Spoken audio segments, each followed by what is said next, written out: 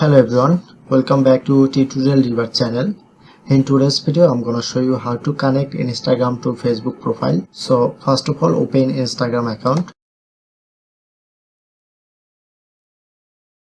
Now I'm showing you easy method step by step, so follow my whole process carefully.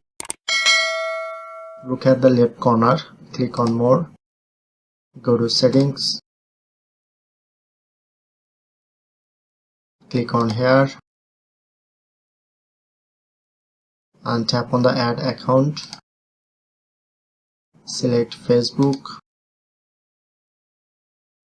and type to username and password and then click on login. Continue as, click on here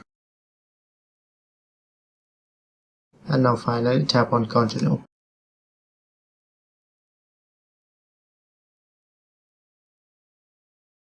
Okay, now done. That's how you can easily connect your Instagram to Facebook profile. If in this video helpful, please hit the like button and subscribe our Tutorial River channel for more video.